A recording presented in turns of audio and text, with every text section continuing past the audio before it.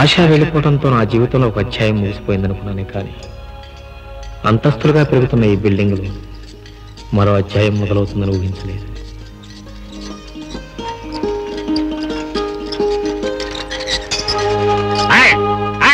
ఎవరది? అగో ఏం పిల్ల, వయసు వచ్చింది, ఈ పాటికి పెళ్లి చేస్తే 4 పిల్లలు తల్లివేయదానివి, అవకాశం ఉంటే అమ్మమ్మ కూడా అయ్యేదానివి, సూపర్వైజర్ నా మీద పట్టేస్తావు. బుద్ధి లేదు నీకు? తప్పైపోయింది సూపర్వైజర్ గారు, పై నుంచి దిగుతున్నాను కదా, కిందన వాళ్ళు కనపడలేదు.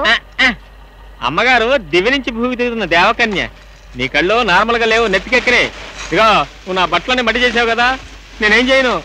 విప్పేయండి, ఉతికేస్తాను. నలుగురు చూస్తే ఏమనుకుంటారు?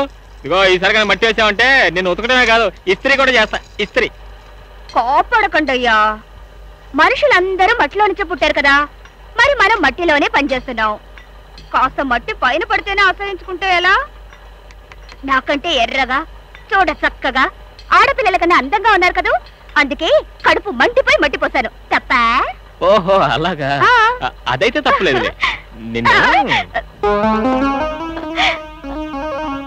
అబ్దుల్ భయ్యా, ఉల్లుక పట్టే తప్పించుకు పారిపోదాం అనుకుంటున్నావు బే? నీకు పేగులు తీసి మాకి మెళ్ళో వేసుకుంటాం. అప్పు ఇవ్వలేని వాడివి ఎందుకు తీసుకున్నావు బే? ఇవాళ నువ్వు వడ్డీ కట్టాలా, నేను వెళ్ళాలా? నైతో గర్దన్ కాడుతుంగా. అబ్దుల్ భాయ్, ఈ నెలకు నన్ను వదిలేసి వచ్చే నెల అసలు వడ్డీ మొత్తం కట్టేస్తాను. పోయిన నెల ఇదే అబద్ధం చెప్పావు, మళ్ళీ అబద్ధం చెప్తావు బే? నీదే భాయ్, నీ చెప్పేది అబద్ధం కాదు భాయ్, అమ్మ చచ్చిపోయింది. ఇంటి నిండా బంధువులు, అంతా ఖర్చే, అందుకే ఇవ్వలేకపోయాను భయ్యా. అవును అబ్దుల్ భయ్యా, పాపం సుబ్బారావు పిల్లలు కలవాడు, చాలా కష్టాల్లో ఉన్నాడు. ఈ మాట ముందు చెప్పి ఏడవలేకపోయావు. బేవకూఫ్కా బచ్చా. జా ఠైరో. అమ్మా దినం ఎప్పుడు చేస్తున్నావు? వచ్చే శుక్రవారం. లో అమ్మా దినం బాగా చెయ్యి. అలాగే భయ్యా. మాకి ఇంటికి వస్తాం, అమ్మా ప్రసాదం మాకి కొంచెం పెట్టు. దీనికి వడ్డీ అక్కర్లేదు, అస్సలు ఇస్తే బస్. జా. నమస్కారం భయ్యా, నమస్కారం.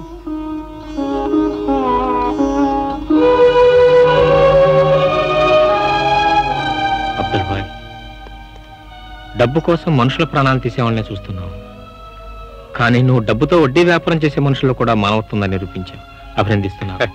సూపర్వైజర్ బాబు గారు, మా అబ్దుల్ భయ్యా మంచి వాళ్ళకి మంచివాడు, చెడ్డ వాళ్ళకి చెడ్డవాడు. అప్పు తీసుకొని నిజంగా ఇవ్వలేకపోతే వదిలేస్తాడు, మోసం చేయాలని చూసారో పీకలి కత్తిరించేస్తాడు.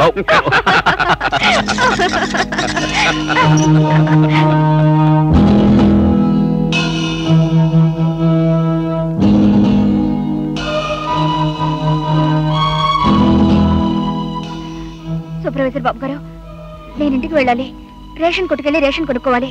నన్ను వదిలిపెట్టండి బాబు, నేను వెళ్ళి మళ్ళీ వస్తాను. అలాగే అబ్దుల్ భాయ్, ఆ ముసలతను ఎవరు? తులసికి అతని సంబంధం ఏంటి? అతను చూడగానే గజగజలాడిపోతే ఎందుకు అలా పరిగెత్తింది? కారణం ఏంటి? ఆడపిల్ల కదా భాయ్, అందుకే ఏదో భయం. ఎవరి బ్రతుకులు వాళ్ళవి, ఎవరి భయాలు వాళ్ళవి. అబ్బబ్బబ్బా, ఏమైందిరా, ఎందుకు ఏడుస్తున్నావు? ఏమిటయ్యా, పాలు తీసాలా, పాలైపోయా? లేదమ్మా, ఆకలేచి ఏడుస్తా ఉంటే పాలు పట్టబోయా, అవి చేద్దామని చేయి జారి సీసాగా అత్త పగిలిపోయింది. ముందాడు పాలవు చూడు. కాస్త జాగ్రత్తగా ఉండొచ్చు కదయ్యా. సీసా 3 రూపాయలు, పాలేమో 1 రూపాయి. అమ్మమ్మమ్మమ్మా, ఊరుకోనన్నా, ఊరుకోరా, ఊరుకోమ్మా, ఊరుకో ఊరుకో ఊరుకో నా బాబు, ఊరుకోనన్నా, ఏడోకనన్నా, ఊరుకోరా.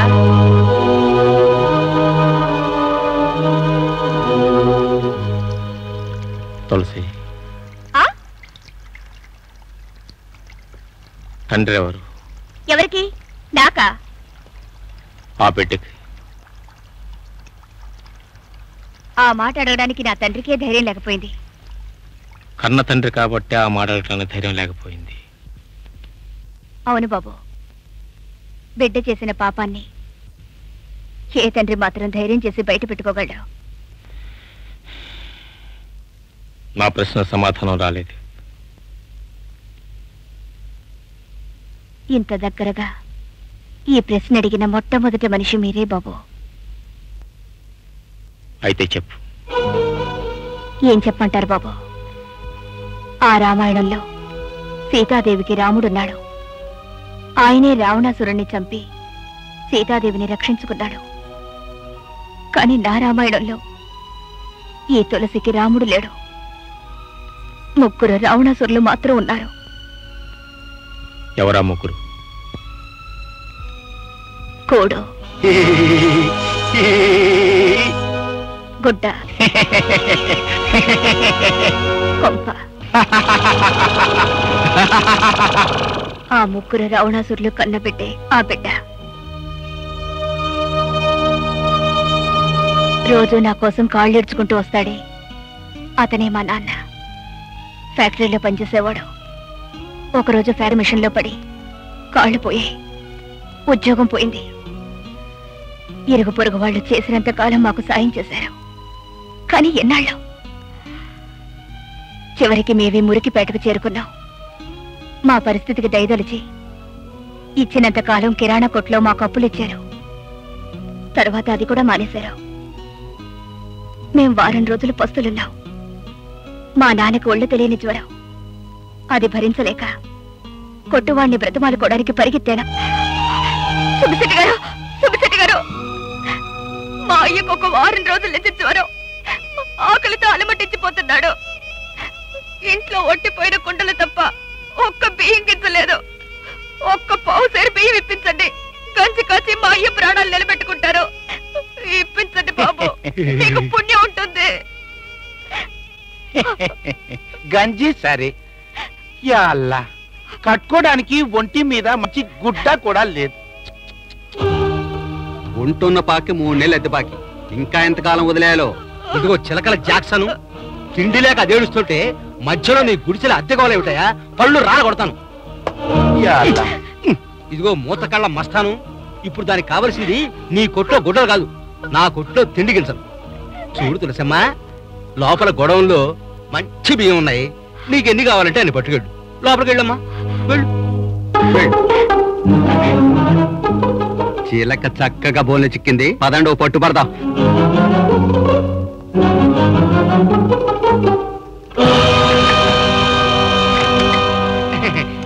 ఏంటే కాసిన బియ్యమే తీసుకున్నావు? ఇంకా తీసుకో. చాలు బాబు. టైరు, నీకీ అవసరం తీరిపోయింది, మరి మాకీ అవసరం తీరాలిగా. ఏంటి బాబు? తులసి, ఏమీ తెలియనట్టు మాట్లాడమాక. చేరు బియ్యం ఊరికినే ఇచ్చేయడానికి నేనన్నా పిచ్చోడ్నా? మరి సొగసైన నీ అందం నంచుకుందామని లంచం ఇచ్చానంతే.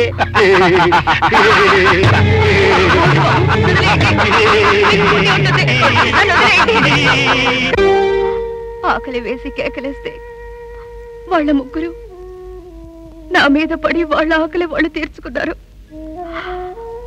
నా కంచి నీళ్ళు, నా పూరి గుడిసె, నా చెరుగు పాతలు మాత్రం నాకు మిగిలే. ఏ బాబు, చాలా విచిత్రంగా ఉంది కదా ఈ తులసి రామాయణం.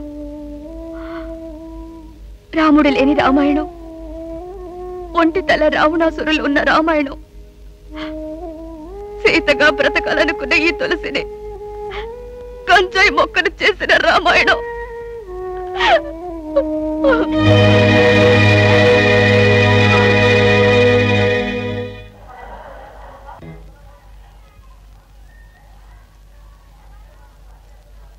తులసి,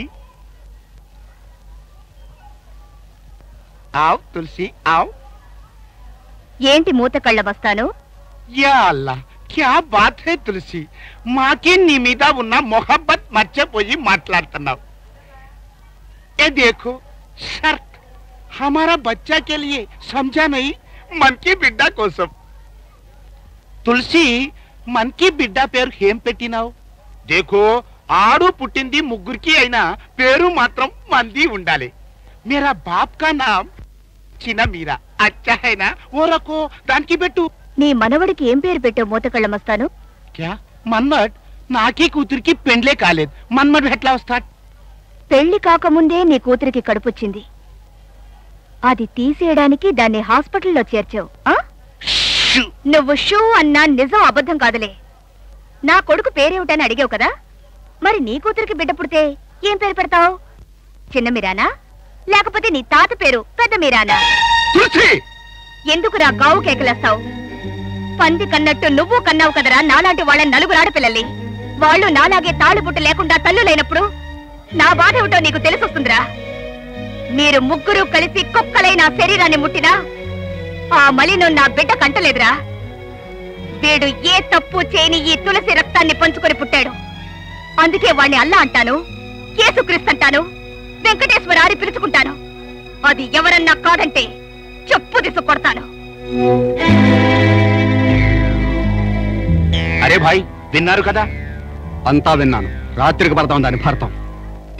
అన్ని అంతస్తులు ఆ బిల్డింగ్ మీద నేను పెట్టుకున్న కోరికలు కూడా కొండెక్కిపోయాయి. భాగస్తులు తగాదా పడి బిల్డింగ్ పూర్తి కాకుండానే పని ఆపేశారు.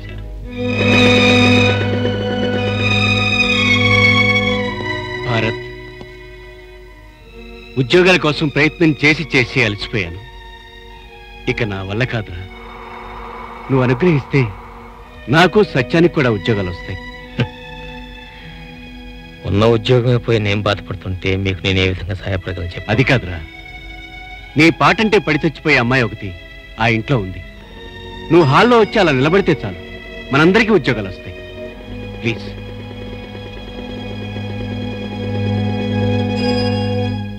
ఓ భారత్, టీవీలో మీ పాటలు ఎన్నో చూశాను. ఆ ఒక్కొక్కటి 10 పెక్కుల కిక్కుతో సమానం. పాట విన్న ప్రతిరోజు మందు మానేసి ఆ కిక్కుతో నేను పిచ్చిదానైపోయేదాన్ని. మీరెక్కడుంటారో కనుక్కొని వచ్చి మీ కాళ్ళకు మొక్కుదామని చాలా సార్లు అనుకున్నా. వీలు కాల. ఏమిటలా చూస్తున్నారు? చెవుల పూలా? నాకెవరు పెట్టలా, నేనే పెట్టుకున్నారు. నా గెటప్ కి వాటికి మ్యాచ్ కాలేదా? ఏం చేయను, నేను కాశీ విశ్వనాథుని భక్తురాల్ని. మా అమ్మ నన్ను కన్నది కాశీలో. గంగ నీళ్ళు పోసి పెంచింది. ఇప్పుడు మా డాడీ నన్ను విస్కిరీలతో పెంచుతున్నాడు. ఆ భారత్, నీ పాటల్లో కవిత్వం ఉంటుంది, గొప్ప పాండిత్యం కనపడుతుంది. మీరు కవులా? కాదులే, మా వాడు పండిత పుత్రుడు. వాళ్ళ నాన్నగారు తెలుగు మాస్టర్గా చేసి రిటైర్ అయ్యారు. మల్లిక్ గారు, మరి మా విషయం చెప్పలేదు. యు డోంట్ వరీ గోపాల్, మీ ముగ్గురికి ఉద్యోగాలు గ్యారంటీ. ఈ ఊళ్ళో కల గొప్ప కోటీశ్వరుడు కోటీశ్వరరావు గారు మా డాడీ. నేనెంత చెప్తే అంత. ఆఫ్ కోర్స్, ఎవరు ఎన్ని చెప్పినా వినడమే గాని చివరికి నేను అనుకున్నదే చేస్తాను. అదే ఈ కోటేశ్వరరావు స్పెషాలిటీ. డాడ్, నేను చెప్పేనే, భారత్ అండ్ కంపెనీ వీళ్లే పాపం నిరుద్యోగులు.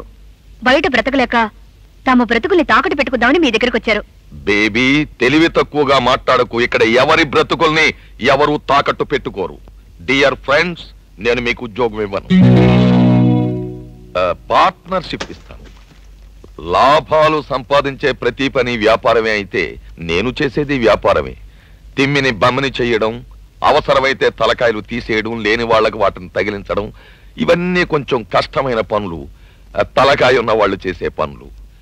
మీకిష్టమైతే ఈ ఎంటీ స్టాంప్స్ మీద సంతకాలు చేయండి. మీరు సంపాదించే ప్రతి రూపాయిలోనూ పావలా మీ వాటాగా ఇచ్చేస్తాను. అదే మన అగ్రిమెంట్. ఎక్స్క్యూజ్ మీ, ఇది తాకట్టో అగ్రిమెంటో మాకు తెలియదు. మిమ్మల్ని నమ్ముకున్న వాళ్ళంతా బాగుపడ్డారు. మాకు కావాల్సింది అంతే. గోపాల్, భారత్, నువ్వు కూడా పెడితే బాగుపడతావు. Shut up. 17 సంవత్సరాలు కష్టపడి నేను ఎంఏ డిగ్రీ సంపాదించింది నీతిగా నిజాయితీగా బ్రతకడం కోసం. నా చదువుని తెలివితేటల్ని అమ్ముకుని ఒక మంచి ఉద్యోగం సంపాదించడం కోసం. అంతేగాని ఇలాంటి అడ్డదడ్డమైన పనులు చేస్తూ అడ్డదడ్డంగా బ్రతుకుతూ ఇటు ప్రజలకి అటు ప్రభుత్వానికి తలనొప్పిగా తయారే నీలాంటి చెడపురుగుల సంఘంలో చేరడానికి కాదు. Good boy. నా భారం అంతా దింతాడు అన్నావు. ఎక్కడయ్యా నీ భారత్తు? ఇక్కడే. నాన్న, ఆ ఉద్యోగం కూడా పోయింది. అయిపోయింది. ఇక నీ కూతురికి నా కొడుక్కి పెళ్లి జరగదు. నన్ను వదిలే, నేను వెళ్ళిపోతా. భద్రయ్య, భద్రయ్య, అయినవాడి నువ్వే కాదంటే ఇక నన్ను ఆదుకునేవాడు ఎవరు? కాస్త గడువు. మా కడుపులో కట్టుకునే సరే నీ డబ్బు నీకు చెల్లిస్తాను. ఈ సంబంధం కనుక తప్పిపోతే దాని బ్రతుకు బండలైపోతుంది. భద్రయ్య, నన్ను కనికరించు, నీ కాళ్ళు పడు. ఎందుకు అనవసరంగా అతని కాళ్ళ వెళ్ళపడతారు? నెల నెల ఇంటి అద్దె కూడా సరిగ్గా కట్టలేకపోతున్నా మనం. మన కడుపు కాదు కదా పేక్ కోసుకున్న 50,000 కళ్ళ చూడలేం. పైగా డబ్బుతో సంబంధాన్ని ముడిపెట్టాలనుకుంటే నీ పెద్ద మనిషిని ముందు మెడబెట్టి బయటికి ఏంటండి. మనకు తగిన సంబంధం అయితే మనం చూసుకోవచ్చు.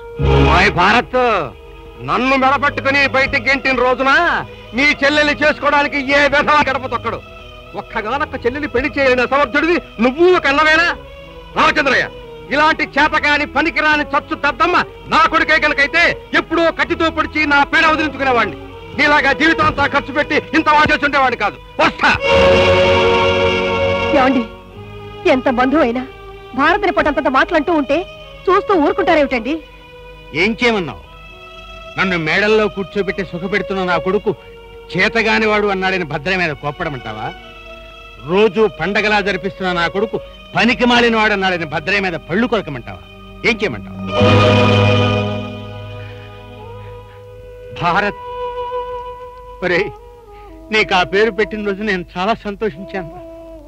కానీ ఇప్పుడు తెలిసింది, బిడ్డ పుట్టగానే సంతోషం కాదు, వాడు పెరిగి ప్రయోజకుడై తండ్రికి ఎంత అన్నం పెట్టిన రోజున సంతోషపడాలి అని.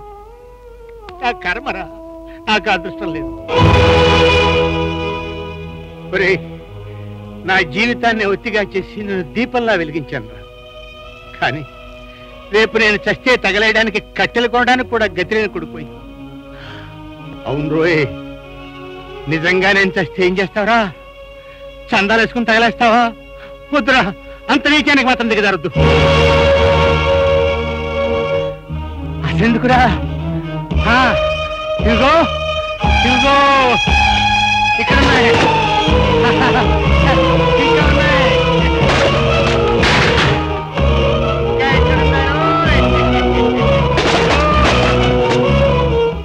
నా కష్టార్జితతో నీకోసం కొన్న ఉద్గంధాలు ఇవి. రే, ఇవన్నీ చోటు చేర్చి మంట పెట్టి ఆ మంటల్లో నన్ను తగలేసిరా, నేను సరాసరి స్వర్గానికి వెళ్ళిపోతాను. రే, అన్నట్టు నీ దగ్గర డిగ్రీ పేపర్ ఉండాలి కదూ. నేను చచ్చిపోయిన తర్వాత అది కూడా నీ దగ్గర ఉండకూడదురా. దాన్ని కూడా ముక్కలు ముక్కలుగా చించేసి నా చితి మీద పోల్లాగా చల్లి. అదే నువ్వు నాకు చేసే కడసారి సేవ. బాబు, దాంతో ఈ తండ్రి రుణం నీకు పూర్తిగా తీరిపోతుందా? పూర్తిగా తీరిపోతుందా?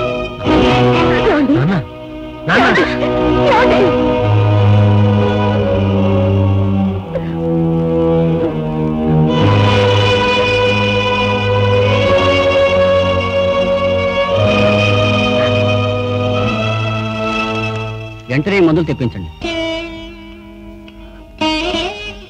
బాబు భారత్, పర్వాలేదమ్మా, నాన్నగారిని జాగ్రత్త చూసుకో, నేను వెళ్ళి మందులు తీసుకొస్తా. అన్నయ్య, నువ్వెందుకు ఇలా ఉన్నావో నాకు అర్థం కావట్లేదు. టాక్సీ ఎక్కడానికే వెనక ముందు ఆలోచించే నీ చెల్లెలు విమానాల్లో ప్రపంచం అంతా తిరిగొచ్చింది. జీవితంలో ఎప్పుడూ లేనంత ఆనందంగా ఉంది. నా ఆనందం చూసి నువ్వెందుకు సంతోషపడలేకపోతున్నావో నాకు అర్థం కావట్లేదు.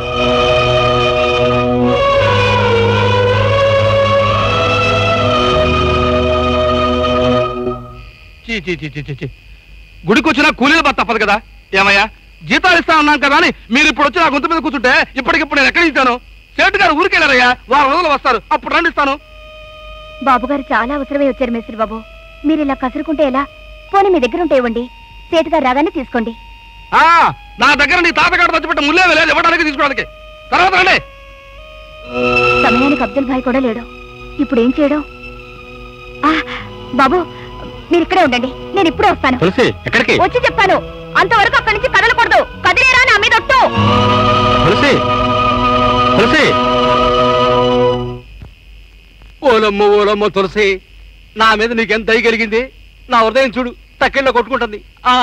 ఆగు, నేను అడిగింది ఇచ్చిన తర్వాతనే నువ్వు కోరుకునేది నేను ఇస్తాను. దానికే డబ్బేగా. ఇందా 20 రూపాయలు. 20 రూపాయలు.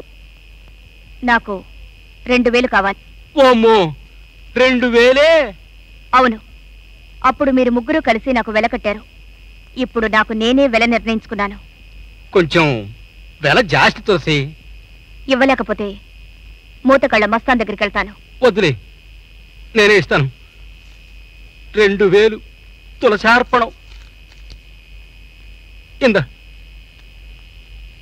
తులసి, నా తండ్రి మందుల కోసం నువ్వు త్యాగం చేయాలని చూస్తే ఆ త్యాగం నుంచి పుట్టే పాపాన్ని నేను భరించలేను. నువ్వు మా అన్నాన్ని నమ్ముకున్న నా తండ్రిని బ్రతికించాల్సిన అవసరం లేదు. ఇంకెక్కడ మానం బాబు, వీళ్ళ చేతుల్లో ఎప్పుడో అవమానం అయిపోయింది. సాటి కోలిదాన్ని మీకు సాయపడగలిగితే నా బ్రతుకి కావాల్సిందే ఉంది. సాటి కూలివాడిగానే నేను అడుగుతున్నాను. ఇంకెప్పుడు ఇలాంటి పాపిస్ పని చేయని నా చేతిలో చేయవేసి ప్రమాణం చేయి. సుబ్బిశెట్టి, నీలాంటి కామాంతులు ఈ దేశంలో ఉన్నంతకాలం ఆడదానికి గతి ఏంటి?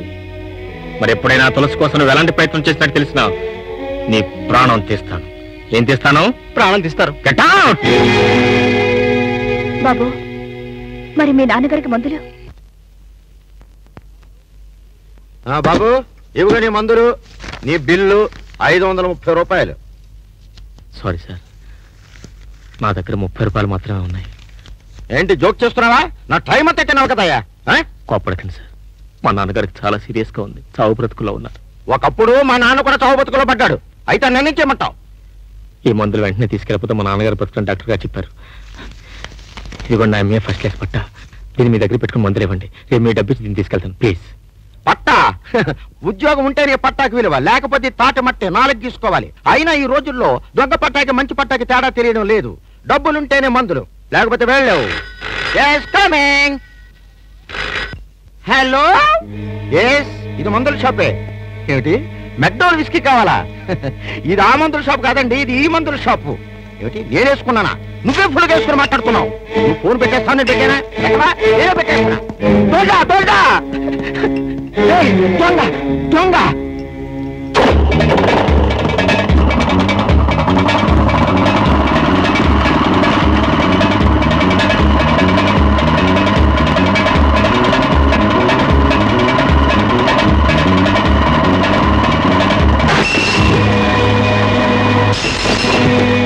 ఎవరు నువ్వు?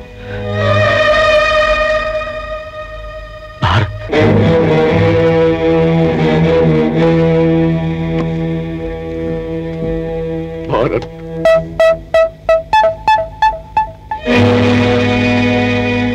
ఇంత ఘోరం జరిగిపోవటానికి కారణం నిన్న ఒక్కరోజు నేను ఊళ్ళో ఉండకపోవటమే.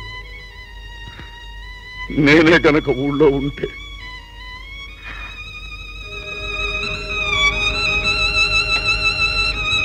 అబ్బాయి హాస్పిటల్కి వెళ్ళావా? నాన్నగారు ఎలా ఉన్నారు? మీ నాన్నగారు ఇప్పుడు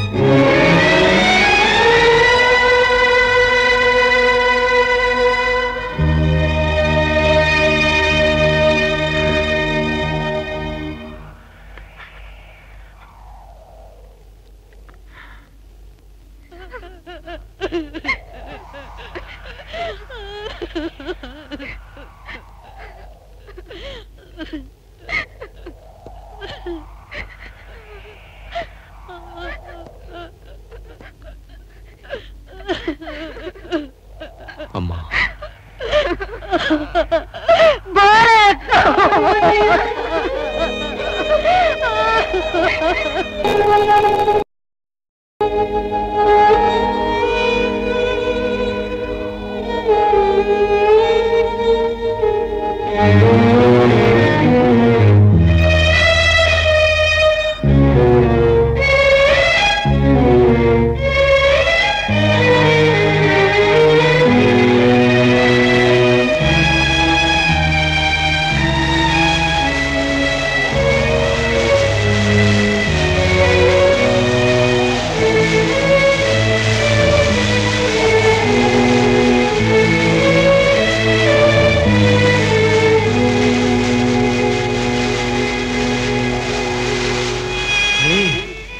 అన్నట్టు నీ దగ్గర డిగ్రీ పేపర్ దాని కదరా, నేను చచ్చిపోయిన తర్వాత అది కూడా నీ దగ్గర ఉండకూడదురా. దాన్ని కూడా ముక్కలు ముక్కలుగా చించి నా చితి మీద పూల్లాగా చల్లేసి, అదే నువ్వు నాకు చేసే కడసారి సేవ.